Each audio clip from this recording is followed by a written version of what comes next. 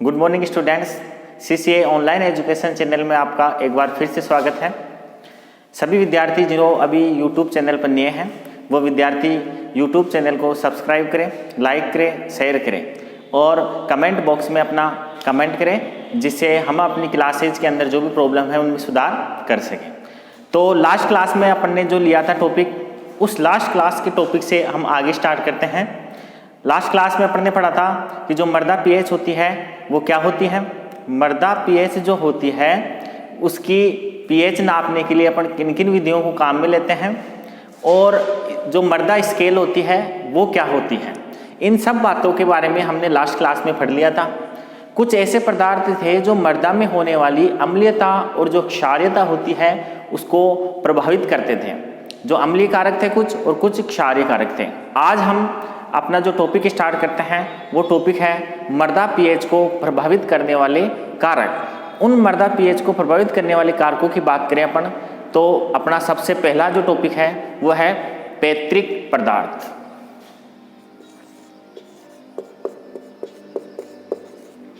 पैतृक पदार्थ। देखो बच्चों, मर्दा का निर्माण सामान्यतः चट्टानों के अपघटन के परिणाम स्वरूप होता है और जो मर्दा होती है वो चट्टानों की प्रकृति किस प्रकार की है, इस प्रकार की जो प्रकृति है उसके द्वारा मर्दा की प्रकृति प्रदर्शित होती है। सामान्यतः मर्दा यदि अम्लीय चट्टान से निर्मित होती है तो उत्पन्न होने वाली जो मर्दा है वो भी अम्लीय प्रकृति की होती है। एग्जाम्पल के रूप में हम बात करें तो जो ग्रेनाइट चट्टान होती है, इस ग्रेनाइट चट्टान से बनने वाली जो मर्दा होती है वो अम्लीय प्रकृति की होती है। इसी प्रकार यदि हम बात करें तो जो आपके केओलाइट प्रकार की मर्दा है वो सामान्यतः क्षारीय प्रकृति की मर्दाएं होती हैं। तो मर्दा के निर्माण के दौरान जिस प्रकार की चट्टान से मर्दा का निर्माण हो रहा है वो चट्टान अगर अम्लीय प्रकृति की है तो मर्दा अम्लीय प्रकृति की होगी, और यदि वो चट्टान क्षारीय प्रकृति की है तो मर्दा भी क्षारीय प्रकृति की होती है। दूसरा जो कारक है जो मर्दा पीएच को प्रभावित करता है वो है आपके अवक्षेपण। दूसरा जो कारक है जो मर्दा पीएच को प्रभावित करता है वो है अवक्षेपण। अवक्षेपण की हम बात करें तो आपको पता है कि जब मर्दा का निर्माण होता है तो अवक्षेपण की प्रक्रिया में मर्दा के ऊपर जो पाए जाने वाले आयंस होते हैं वो जल के अंदर घुल के नीचे की तरफ चले जाते हैं। अगर मान लेते हैं नम क्षेत्र वाली मर्दा है, यदि जो मर्दा है वो नम क्षेत्र वाली मर्दा है तो ऐसे क्षेत्र में नमी की अधिक मात्रा के कारण, अम्मी की जो अधिक मात्रा होती है उसके कारण जो धनायन होते हैं, सामान्यतः Na+ आयन है, K+ आयन है और Mg+ जो आयन है वो क्या होता है, जल में घुल के नीचे की तरफ चले जाते हैं और जो मर्दा की ऊपरी भूपर्पटी होती है उस भूपर्पटी पे सामान्यतः जो अम्लीय आयन होते हैं वो उपस्थित हो जाते हैं। इन अम्लीय आयनों की उपस्थिति के कारण मर्दा जो होती है वो अम्लीय प्रकृति की हो जाती है। तो दूसरा टॉपिक था अपने अवक्षेपण। अवक्षेपण के बाद अपन तीसरे कारक की बात करें जो मर्दा पीएच को प्रभावित करता है तो वो है कार्बनिक पदार्थ का विघटन। तीसरा जो कारक है वो है अपने कार्बनिक पदार्थ का अपघटन। कार्बनिक पदार्थ के अपघटन के परिणाम स्वरूप जो मर्दा होती है उसकी प्रकृति किस प्रकार की होती है उसके बारे में हम जानने का प्रयास करेंगे। सामान्यतः आपको पता है कि जब कार्बनिक पदार्थ होते हैं उनके विघटन के परिणाम स्वरूप CO2 गैस बनती है। जो कार्बनिक पदार्थ होते हैं उन कार्बनिक पदार्थों के विघटन के परिणाम स्वरूप CO2 गैस बनती है। जो भी कार्बनिक पदार्थ होता है उन कार्बनिक पदार्थों के विघटन की जो प्रक्रिया होती है उससे CO2 गैस बनती है और ये CO2 गैस होती है वो मर्दा में अम्लीय जो कार्बनिक अम्ल होते हैं जैसे H2CO3-, इसके अलावा HCO3-2, ये कुछ कार्बनिक अम्ल हैं। तो इन कार्बनिक अम्लों की मात्रा बढ़ जाती है जब कार्बनिक पदार्थों के विघटन की प्रक्रिया होती है। इन कार्बनिक अम्लों की मात्रा बढ़ जाने के परिणाम स्वरूप जो मृदा होती है वो हो जाती है आपके अम्लीय प्रकृति की, क्योंकि कार्बनिक पदार्थों के विघटन के परिणाम स्वरूप ये जो कार्बनिक अम्ल हैं वो बन जाते हैं और ये अपघटित होकर H+ आयन देते हैं और जिसके कारण जो मृदा की प्रकृति होती है वो अम्लीय हो जाती है। चौथा टॉपिक की अगर हम बात करें कि 4th नंबर पे कौन सा कारक है जो मृदा पीएच को प्रभावित करता है, तो वह है मूल वनस्पति। किसी क्षेत्र में जो वनस्पति पाई जाती है वो उस क्षेत्र की कहलाती है मूल वनस्पति। किसी विशेष क्षेत्र में पाई जाने वाली जो वनस्पतियां होती हैं वो उस क्षेत्र की मूल वनस्पति कहलाती है। ये जो मूल वनस्पतियां होती हैं वो मृदा पीएच को प्रभावित करती हैं। अब हम यहाँ बात करें कि अगर किसी क्षेत्र में सामान्यतः जंगली वनस्पतियां पाई जाती हैं और किसी क्षेत्र में पाई जाती है आपके घास, जो साधारण घास होती है वो, तो जंगली क्षेत्र में पाई जाने वाली जो वनस्पति होती है वो अम्लीयता बढ़ाती है, मृदा की अम्लीयता बढ़ाती है। कौन? जंगली वनस्पति में जो जंगली वनस्पति होती है वो मृदा की अम्लता बढ़ाने का काम करती है और जो घासें पाई जाती है वो घास जो होती है वो मृदा की क्षारीयता को बढ़ाती है। इसके अलावा यदि हम बात करें तो अपने 2 प्रकार के फसलें होती हैं। एक होती है घास कुल वाली जो ग्रेमनी कुल की फसलें, ग्रेमनी कुल की फसलें होती हैं एक, तो जिसको अपन बोलते हैं घास कुल की होती है ये। और जो दूसरी प्रकार की जो अपने फसलें होती हैं वो होती है दलहनी। जो दलहनी फसलें होती हैं वो क्या करती हैं, ग्रेमनी कुल की फसलें जो होती हैं वो अम्लीयता इतनी नहीं बढ़ाती हैं जितनी दलहनी फसलें बढ़ा देती हैं। कहने का मतलब ये होता है कि दलहनी जो फसलें होती हैं वो मृदा के अंदर अम्लीयता को बढ़ा देती हैं।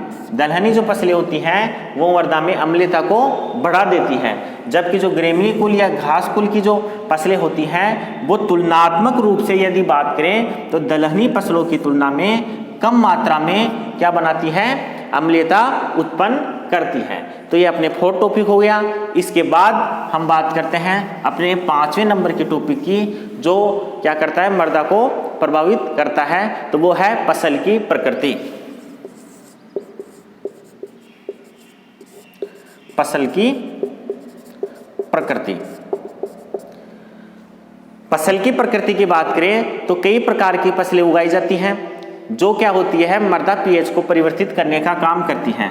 जैसे अभी वनस्पति वाले में पढ़ा था उसी प्रकार से जो दलहनी फसलें हैं, दलहनी फसलें वो क्या करती हैं, अम्लीयता बढ़ाती हैं, और जो ग्रेमनी कुल की फसलें हैं वो क्या करती हैं, अम्लीयता को कम करती हैं। इस प्रकार से जो मृदा होती है उसकी पीएच उगाई जाने वाली फसल की प्रकृति पे निर्भर करती है। इसके अलावा यदि हम बात करें तो जो शंकुधारी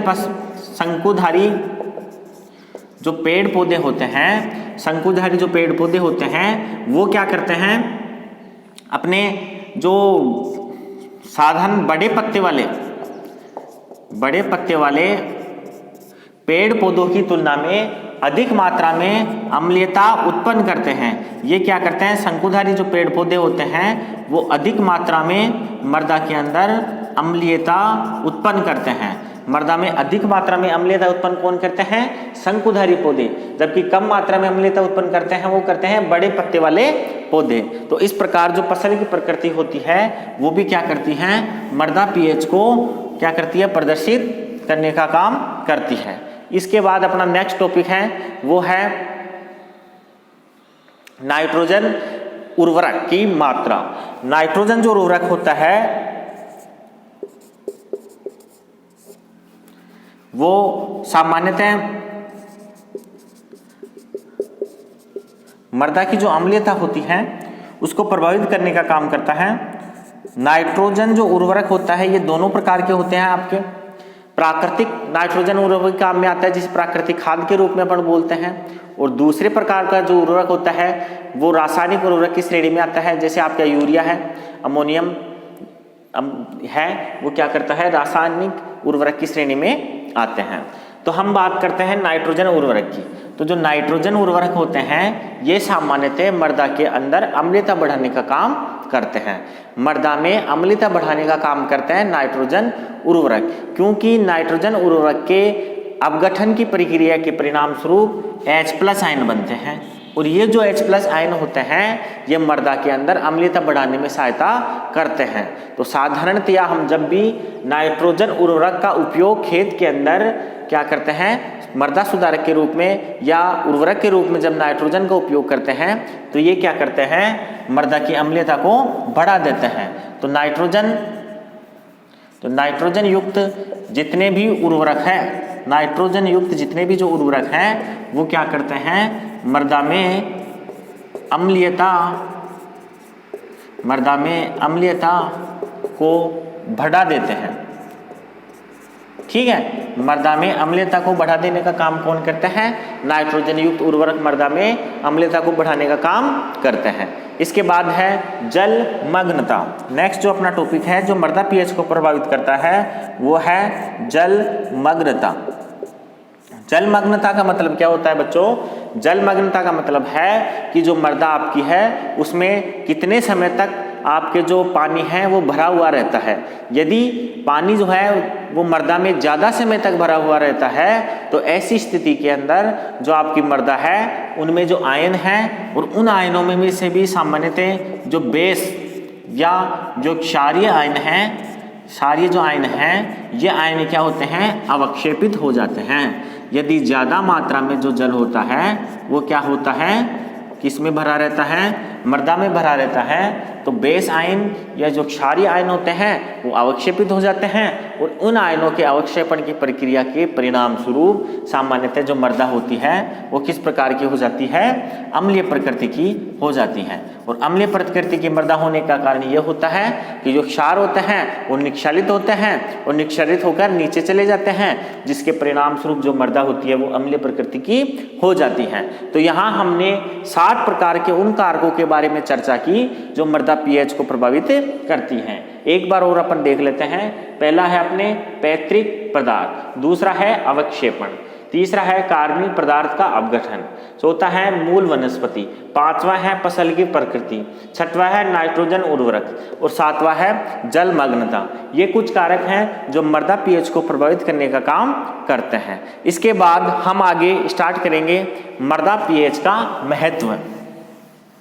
मृदा की जो पीएच होती है वो किस प्रकार से हमारे लिए उपयोगी है, मृदा की पीएच का ज्ञान हम क्यों करते हैं, क्या आवश्यकता है हमें कि हम मृदा पीएच के बारे में जानकारी रखें। इन सब कारणों के बारे में हम एक एक करके सभी के बारे में चर्चा करेंगे कि क्या कारण है जिसकी हमें मृदा पीएच के महत्व की जानकारी रखना आवश्यक है। तो सबसे पहले हम बात करते हैं मृदा पीएच का महत्व। मृदा पीएच का जो महत्व होता है वो क्या होता है, सबसे पहला जो इसका उपयोगिता है वो उपयोगिता है मृदा पीएच पोषक तत्वों की प्राप्यता पर प्रभाव। मृदा पीएच का पोषक तत्वों की प्राप्यता पर प्रभाव। अब देखो बच्चों, पोषक तत्वों की प्राप्यता का मतलब होता है कि जो फसल आपने उगा रखी है वो फसलें मृदा से किस प्रकार से पोषक तत्वों को ग्रहण करती हैं। अब उसमें पाई जाने वाली मृदा की पीएच की प्रकृति है वो किस प्रकार से पोषक प्राप्त करने की जो प्रक्रिया है उसको प्रभावित करते हैं। इसके बारे में हम बात करें तो सामान्यतः ऐसा माना जाता है कि आपके जो पोषक तत्व होते हैं क्षारीय प्रकृति के, सामान्यतः Na+ है, K+ है, Mg+ है और Ca+ है। ये कुछ आपके पोषक तत्वों की श्रेणी में आने वाले खनिज तत्व हैं। ये पादप को यदि नहीं मिलते हैं तो पोषक तत्व की कमी होती है। तो इस स्थिति में बात करें तो ये जो पोषक तत्व हैं ये क्या करते हैं, अल्प अम्लीय अर्थात कम पीएच की मृदा जो होती है वो कम पीएच की मृदा में ये तत्व अधिक मात्रा में उपलब्ध होते हैं और इस स्थिति में पौधे क्या करते हैं, इन पोषक तत्वों को ग्रहण करने का काम करते हैं। दूसरी बात हम करें यहाँ पे पोषक तत्वों की प्राप्यता पे, तो आपके जो नाइट्रोजन स्थिरीकरण की प्रक्रिया होती है, नाइट्रोजन स्थिरीकरण की जो प्रक्रिया होती है वो एक निश्चित पीएच मान पर अधिक मात्रा में होती है। नाइट्रोजन स्थिरीकरण की जो प्रक्रिया होती है दो प्रकार की होती है, सहजीवी नाइट्रोजन स्थिरीकरण और एक होता है असहजीवी नाइट्रोजन स्थिरीकरण। दोनों ही नाइट्रोजन जो स्थिरीकरण होता है वो एक निश्चित पीएच मान पर संपन्न होता है। सामान्यतः इसके पीएच मान की जो वैल्यू होती है वो होती है 6.5 से 7.5 पीएच तक। 6.5 पीएच से लेके ये 7.5 पीएच की जो वैल्यू होती है, अर्थात हम यहाँ कह सकते हैं कि अल्प अम्लीय व अल्प क्षारीय, अल्प अम्लीय और अल्प क्षारीय मृदा के अंदर नाइट्रोजन स्थिरीकरण की जो प्रक्रिया होती है वो तीव्र गति से होती है और इस स्थिति के अंदर जो पौधे होते हैं उनको नाइट्रोजन अधिक मात्रा में प्राप्त हो जाती है। इस पीएच प्रास के अगर किसी प्रकार का परिवर्तन होता है, कहने का मतलब यदि पीएच ज़्यादा हो जाती है तो मृदा क्षारीय प्रकृति की हो जाती है और यदि पीएच का मान कम हो जाता है तो ऐसी स्थिति में जो मृदा होती है वो अम्लीय प्रकृति की हो जाती है। तो उस स्थिति में नाइट्रोजन स्थिरीकरण की जो प्रक्रिया होती है वो कम हो जाती है और पौधे को नाइट्रोजन प्राप्त नहीं होते हैं। इसी प्रकार यदि हम बात करें नेक्स्ट, तो आपके फास्फोरस जो होता है वो फास्फोरस भी फसलों के लिए एक आवश्यक पोषक तत्व है। फास्फोरस क्या है, आवश्यक पोषक तत्व है। वो भी क्या करता है, वो भी पीएच मान के द्वारा प्रभावित होता है। सामान्यतः जो फास्फोरस की पूर्ति होती है वो मृदा में होती है H2CO3- व H2HCO3-2। ये क्या है, आपके कार्बनिक अम्ल हैं। इन कार्बनिक अम्लों के विघटन के परिणाम स्वरूप फास्फोरस जो होता है ये H2PO4 और H2PO3 ये जो होता है ये क्या करता है, सामान्यतः पादप की पोषक तत्वों की पूर्ति होता है। पोषक तत्वों की जो पूर्ति होती है फास्फोरस के रूप में जो होती है उसकी पीएच वैल्यू का मान भी सामान्यतः यही होता है। 6.5 पीएच से लेके 7.5 पीएच की जो वैल्यू होती है उस स्थिति में जो फास्फोरस होता है वो मृदा को अधिक मात्रा में मिलता है और इससे कम पीएच या इससे कम या अधिक पीएच होने की स्थिति में जो मृदा होती है उसमें फास्फोरस की पूर्ति कम हो जाती है और जो मृदा होती है उसके अंदर पोषक तत्व की मुख्य रूप से फास्फोरस की पूर्ति नहीं हो पाती है। तीसरी बात करें अपन तो आपको पता है मुख्य पोषक तत्व होते हैं NPK, इसके अलावा Ca, MgS, ये गौण द्वितीय श्रेणी के पोषक तत्वों की श्रेणी में आते हैं और ये जो होते हैं वो मुख्य पोषक तत्वों की श्रेणी में आते हैं। तो पौधे जो होते हैं ये इन पोषक तत्वों की प्राप्ति और इन पोषक तत्वों की प्राप्ति भी सामान्यतः इसी पीएच मान पर करते हैं। जब पीएच की मान अल्प अम्लीय प्रकृति की या फिर अल्प क्षारीय प्रकृति की होती है उसी स्थिति में आपके नाइट्रोजन, फास्फोरस और पोटेशियम और इसी प्रकार कैल्शियम, मैग्नीशियम और सल्फर इन पोषक तत्वों की पूर्ति भी अल्प अम्लीय व अल्प क्षारीय प्रकृति में ही करते हैं। यदि पीएच का मान यहाँ परिवर्तित हो जाता है तो पौधे इसकी पूर्ति नहीं कर पाते हैं। दूसरा जो आपके प्रभाव है मृदा पीएच का, उसके बारे में यदि हम बात करें तो मृदा पीएच का सामान्यतः सूक्ष्म जीवों पर प्रभाव पड़ता है कि जो मृदा पीएच है वो मृदा में पाए जाने वाले जो सूक्ष्म जीव हैं जैसे राइजोबियम है, एक्टोमाइसीडीज है, सूक्ष्म जीव कवक है, कुछ बैक्टीरियाए होते हैं, ये जो होते हैं वो मृदा की पीएच के द्वारा प्रभावित होते हैं। तो हम बात करें मृदा पीएच का, दूसरा जो टॉपिक है वो अपने हैं मृदा पीएच का सूक्ष्म जीवों की उपलब्धता पर प्रभाव, सूक्ष्म जीवों की उपलब्धता पर प्रभाव। सामान्यतः ऐसा माना जाता है कि जैसे नाइट्रोजन स्थिरीकरण करने वाले सहजीवी व असहजीवी बैक्टीरिया हैं, एजोबैक्टर है, कुछ कवक हैं, फंजाई हैं, ये मृदा के अंदर पोषक तत्वों की पूर्ति करते हैं, पोषक तत्वों की मात्रा बढ़ाने में सहायता करते हैं। यदि सूक्ष्म जीवों की मात्रा मृदा के अंदर कम हो जाती है तो मृदा में जो प्राकृतिक रूप से उर्वरक की बनने की जो क्षमता होती है वो धीरे धीरे कम होने लगती है। तो ऐसी स्थिति की अगर हम बात करें तो जो मृदा पीएच होता है वो सूक्ष्म जीवों की उपलब्धता को प्रभावित करता है। यहाँ हम बात करें तो मृदा पीएच का वैल्यू, यदि मृदा पीएच का मान 6.5 से 7.5 पीएच के मध्य होता है, यदि मृदा पीएच का मान 6.5 से 7.5 पीएच के मध्य होता है तो ऐसी स्थिति के अंदर जो मृदा होती है वो अल्प अम्लीय या फिर अल्प क्षारीय प्रकृति की होती है। और यह मृदा का जो पीएच वैल्यू होता है, इस पीएच वैल्यू के अंदर मृदा में सूक्ष्म जीवों की जो मात्रा होती है वो अधिक मात्रा में होती है। इस पीएच परास के अंदर जो सूक्ष्म जीव होते हैं वो अधिक मात्रा के अंदर पाए जाते हैं। इस पीएच परास पे सूक्ष्म जीव अधिक मात्रा में उपलब्ध होते हैं, अधिक मात्रा में क्या होते हैं, पाए जाते हैं। यदि पीएच का मान अधिक अम्लीय या फिर अधिक क्षारीय हो जाता है, कहने का मतलब पीएच का मान यदि कम हो जाता है तो मृदा अम्लीय प्रकृति की हो जाएगी, और पीएच का मान यदि अधिक हो जाता है तो ऐसी स्थिति में जो मृदा है वो क्षारीय प्रकृति की हो जाएगी। दोनों ही स्थितियों के अंदर जो सूक्ष्म जीव होते हैं वो सूक्ष्म जीव अपने आप को मृदा के अंदर सुरक्षित नहीं रख पाएंगे और वो नष्ट हो जाएंगे। इस स्थिति में जो मृदा होती है उसमें पोषक तत्वों की जो प्राप्त मात्रा होती है वो कम हो जाती है, और जो पौधे होते हैं उनको कम मात्रा में पोषक तत्व मिल पाते हैं। नेक्स्ट बात करते हैं तीसरे महत्व की, जो मृदा पीएच का है। पौधों पर मृदा पीएच का भी प्रभाव पड़ता है। तीसरा टॉपिक है पौधों पर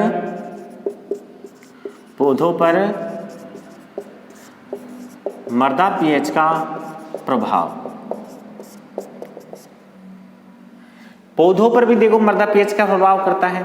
कुछ पौधे होते हैं वो निश्चित पीएच परास पर ही जीवित रह पाते हैं।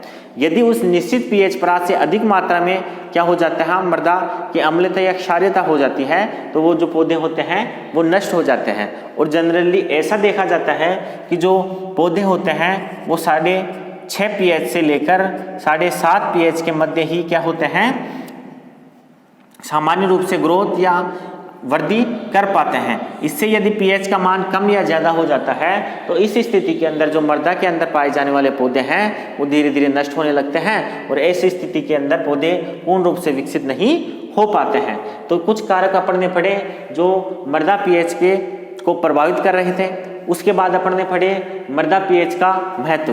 तो आज अपन ने मृदा पीएच के महत्व में से 3 बिंदुओं को पढ़ा।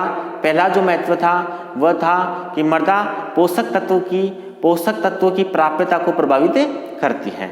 दूसरा जो अपना टॉपिक था वो था मृदा पीएच के सूक्ष्म जीवों पर प्रभाव पड़ता है, और तीसरा है पौधों पर मृदा पीएच का प्रभाव पड़ता है। तो मृदा पीएच के महत्व में 3 टॉपिकों के बारे में अपन ने बात की। इससे आगे के जो टॉपिक हैं हम नेक्स्ट क्लास में पढ़ेंगे। थैंक यू, धन्यवाद।